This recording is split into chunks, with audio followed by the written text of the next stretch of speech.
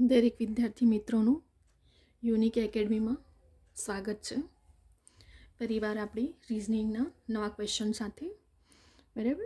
રિઝનિંગના અવારનવાર આપણે દરેક નવા મેથડના ક્વેશ્ચન લાવી રહ્યા છે, જેથી કરીને તમારી પ્રેક્ટિસ થાય અને તમને એક્ઝામમાં ખબર પડે કે પાછલા વર્ષોમાં પૂછાયેલા પ્રશ્નના સોલ્યુશન મેં તમને મેથડ પ્રમાણે ગણાવી રહી છું, જેથી કરીને તમે એક્ઝામમાં આવનારી એક્ઝામોમાં કવર કરી શકો. બરાબર. લેટ્સ સ્ટાર્ટ કરીએ. હવે અહીંયા આપણને રકમ આપી દીધી છે, બરાબર. 3, 380, 7, 2, 224, 6, 1, 730 અને આપણે ત્રીજી રકમ ખબર નથી. હવે આપણે એ શોધવાની છે બોક્સમાં, બરાબર. ચલો આપણે સ્ટાર્ટ કરીએ. આપણે તો જો પ્રેક્ટિસ થશે ને તો જ એક્ઝામમાં માઇન્ડ દોડવાનું છે કે હા આપણે આવી રીતે ગણ્યું હતું, તો આપણે આવી ટ્રીક આપણે સોલ્વ કર્યું હતું, બરાબર. તો આપણે પ્રેક્ટિસ તો બહુ જ ઇમ્પોર્ટન્ટ છે. ચલો 3ની 3 ઘાત કરીએ, બરાબર. આપણે રકમ જોવાની પાછલી 3ની અને 7ની છે. ચલો 3 તારી 9, 9 તારી 27, 7નું 7 × 7 = 49 ને 49 × 7 બસ 343. ચલો આ બે રકમને સરળ કરો. 27 + 343 તો જવાબ કેટલો મળશે? 380. આપણે તે માઇન્ડનો જ ગેમ છે, બરાબર. રિઝનિંગ તો આપણે પહેલાંથી પ્રેક્ટિસ હોવી જોઈએ કે આવી પ્રમાણે આપણે ગણતરી કરી શકીએ. ફરી એકવાર 3ની 3 ઘાત અને 7ની 3 ઘાત કરશો ને તો જે જવાબ મળશે એટલે વચ્ચેની રકમ મળશે તમને, બરાબર. અહીં 3ની 3 ઘાત 3 તારી 9, 9 તારી 27, 7 × 7 = 49, 49 × 7 = 343. તો આ બે રકમનો સરવાળો 380 આવ્યો આપણો, બરાબર. તો આપણે આ રીતે પછી બીજી વાર હવે નીચેની રકમ જુઓ. 2 છે અને 6 છે, બરાબર. બેકી જ રકમમાં જવાનું છે.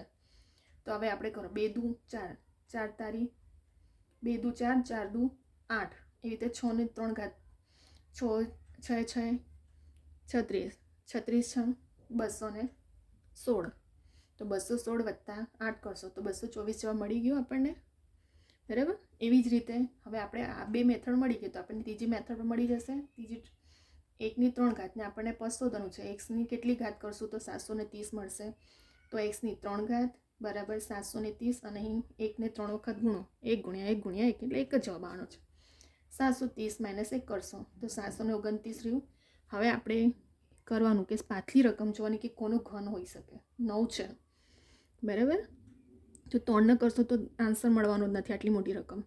તો આપણે 9 × 9 = 81 અને 81 × 9 = 729. તો 9ને 3 વખત ગુણશો તો જવાબ કેટલો મળશે? 729 મળશે. તો આપણો જવાબ શું મળ્યો અહીં? 9ની 3 ઘાત, બરાબર. શું મળી આપણને? 9ની 3 ઘાત કરશું તો 700, તો અહીં જવાબ શું આવશે? 9 આવશે. કેટલો આવશે? 9 આવશે. ફરી એકવાર 3ની 3 ઘાત અને 7ની 3 ઘાત કરશો તો જવાબ વચ્ચેની આવશે. 2ની પણ 3 ઘાત અને 6ની 3 ઘાત તો 224. 1ની 3 ઘાત અને અહીં જે રકમનો જવાબ આવશે તેને તમે 3 ઘાત કરશો તો 730 આવશે. તો અહીં આપણે 3 તારી 9, 9 તારી 27, 7 × 7 = 49, 49 × 7 = 343. આ બે રકમનો સરવાળો કરીએ એટલે 380 જવાબ આવ્યો, બરાબર. એ જ રીતે 2ની 3 ઘાત અને 6ની 3 ઘાત તો 2 દુ 4, 4 દુ 8, 6ની કરો 6 × 6 = 36, 36 × 216. તો 216 + 8 કરશો તો જવાબ કેટલા મળ્યા આપણને? 224. એવી જ રીતે 1ની 3 ઘાત 1 × 1 × 1 તો એક જ આવવાનું છે. 730 તો જવાબ આવો છે. આપણે અહીં રકમ નથી ખબર તો x ધારી લઈશું. તો xની 3 ઘાત બરાબર 730માંથી 1 માઇનસ કરશો તો કેટલા આવ્યા આપણા? 729. 729 કોનો ઘન છે? તો 9 × 9 × 9, 9 × 9 = 81, 81 × 9 = 729. તો અહીં આપણે કઈ રકમ મૂકશું તો જવાબ 730 આવશે? 9. કેટલો? 9. હવે જવાબ આપણે આવી ગયો અહીં. હવે આપણે બીજો જોઈએ. રિઝનિંગના આવા તો ક્વેશ્ચન પૂછાય છે એટલે થોડું વધારે જ પ્રેક્ટિસ રાખજો ઘરે. ચલો 64 આપણને રકમ આપી દીધી છે. હવે આપણે થોડું પ્રેક્ટિસ હશે તો દિમાગ દોડશે ત્યાં. ચલો 64 છે તો ચલો 64 / 8 કરશું તો 8 છે. તો આપણે કેટલો જવાબ આવશે અહીં? 16 આવવો જોઈએ. આપણે ગણતરી લગાડવાની કે કેટલા કરશું તો જવાબ ગણતરીમાં જવાબ આટલો આવવો જોઈએ. તો 64 / 8 તો કેટલા? 8 × 8 = 64, 8 દુ 16 જવાબ આવી ગયો.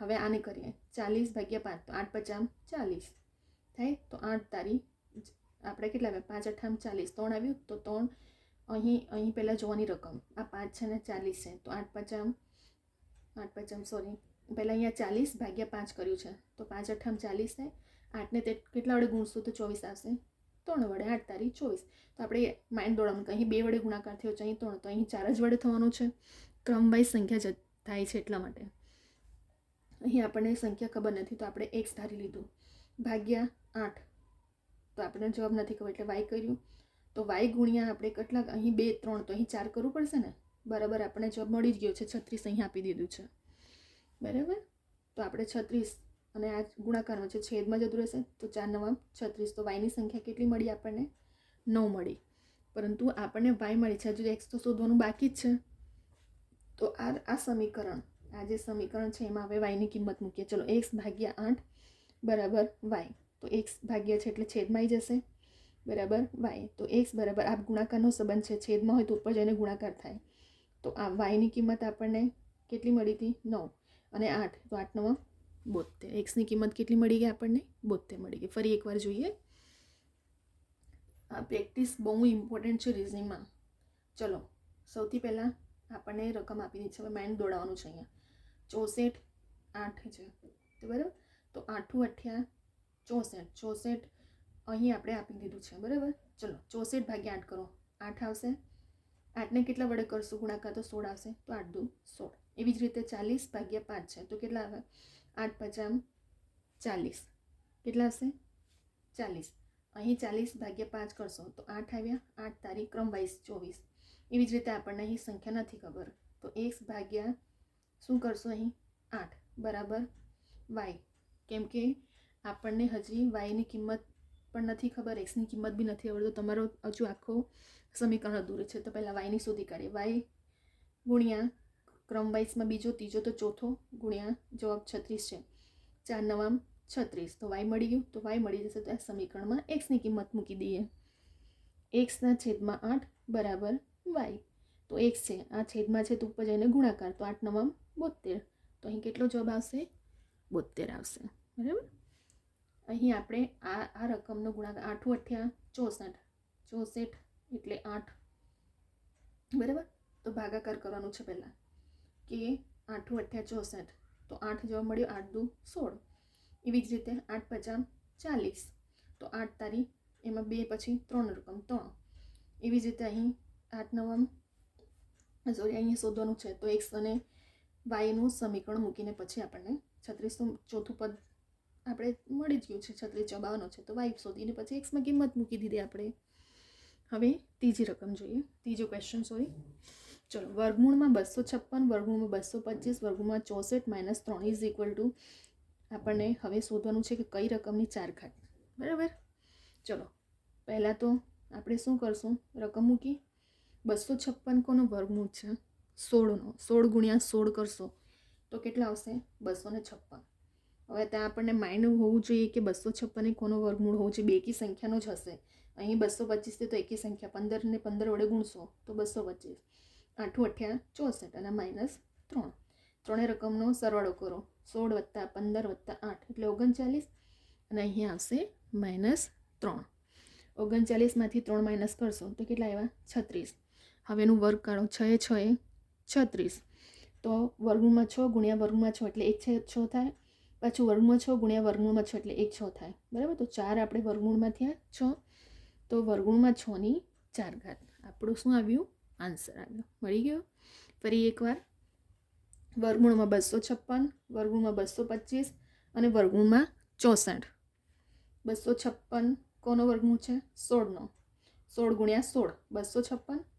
15 ગુણ્યા 15 એટલે 225 8 8 64 અને -3 આ ત્રણેય રકમનો સરવાળો એટલે 39 -3 39માંથી 3 માઇનસ કરશો તો કેટલા આવશે 36 હવે 36 કોનો વર્ગ કરશો 6 1 6 36 6 ને 2 વાર ગુણશો તો 36 આવશે ને અને 6 એટલે વર્ગમાં 6 ગુણ્યા વર્ગમાં 6 એટલે ધન સંખ્યા 6 મળે પાછું વર્ગમાં 6 ગુણ્યા વર્ગમાં 6 એટલે 6 એટલે આ ટોટલ રકમ બની ગઈ આપણી અહીં તો 6 વર્ગમાં 6 ને તમે કેટલી વાર ગુણાકાર કરશો 4 વાર તો આપણી આ રકમ મળી ગઈ જવાબ વર્ગમૂળમાં 6 તો અહીં જવાબ આવશે વર્ગમૂળમાં 6ની 4 ખાત આપણો આન્સર આવી ગયો. બરાબર. રિઝનિંગ એટલું બધું પણ ટફ નથી.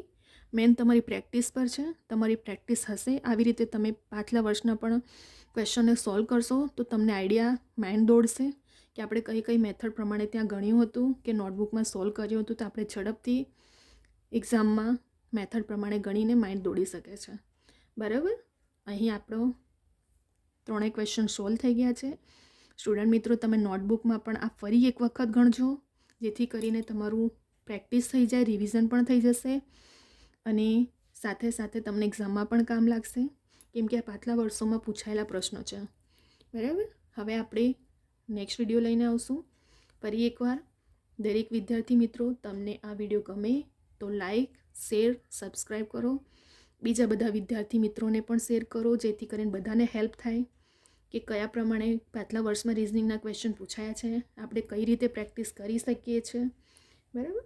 અહીં આપણે વિડીયો સ્ટોપ કરીએ છીએ. નેક્સ્ટ વિડીયો ફરી લઈને આવશું.